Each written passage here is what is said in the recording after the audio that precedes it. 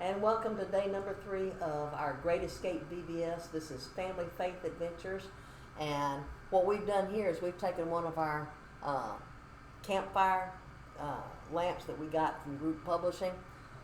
You might be able to do this with a fan with some cloth streamers that are either red, orange, yellow, something that would look like a fire color that you attach to a fan to simulate Gideon's weapons that God wanted him and the children of Israel to go to war with. They were going to war against the Midianite army, and the Midianites would have had bows and arrows. I've got the bow here. They would have had arrows. They would have had swords. They would have had shields. But instead of using any traditional weapons of war, God had told Gideon that he wanted his army to take some torches. So this is our substitute for a torch.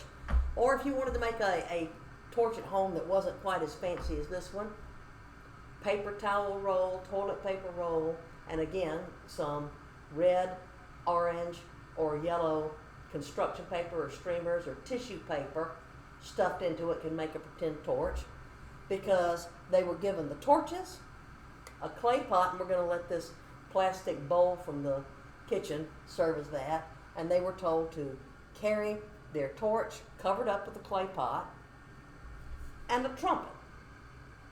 And again, if you don't have a trumpet, you can use toilet paper rolls, paper towel rolls to make a trumpet that you can blow out of.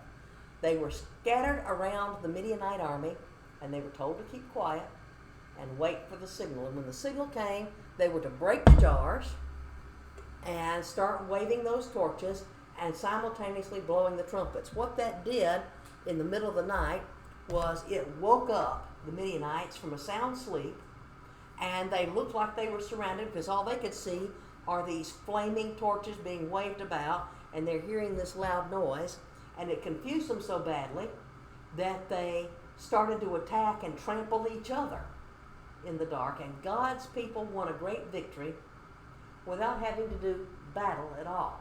And so you can talk to your kids. Acting this out is fun, particularly if you've got a rainy day and you need something to do with them. Acting this out, whether you use an archery set, we have a bow and archery set, but you can go to a lot of the discount stores and find the rubber tipped ones if you have very young children and you don't want them to have a pointed arrow.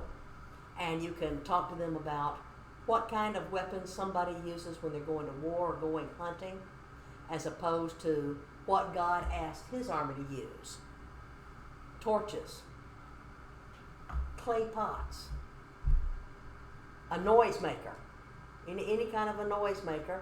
The trumpet just happened to be the instrument that they used, to help them know that you can trust God even when God asks you to do some things that seem strange and unusual, to teach the Bible story and just have a little bit of fun playing your way through it. Something else that you can do for the Gideon story is you can act out drinking from a stream, or if you have a stream nearby, you can go to the stream. But you can even do this in your own kitchen by pouring some water into a nice cleaned out bowl and letting them practice how they were supposed to do it. Kneeling down on one knee, scooping it up into their hands, and drinking the water that way so they can look around to see if there's danger, as opposed to laying face down and trying to lap it out of the bowl where you can't see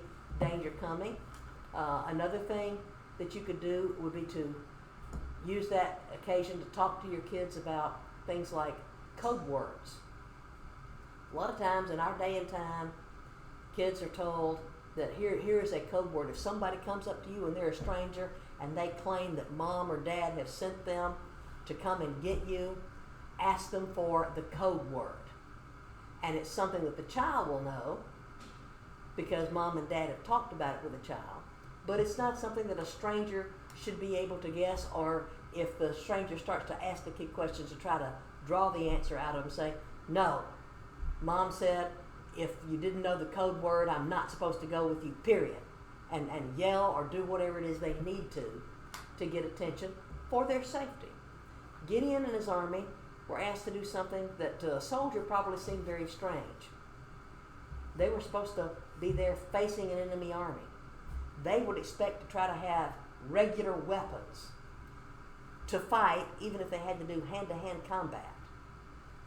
Whether they had a sword that they could use close by, an arrow that they could shoot from a distance, a slingshot and a rock that they could shoot from a distance.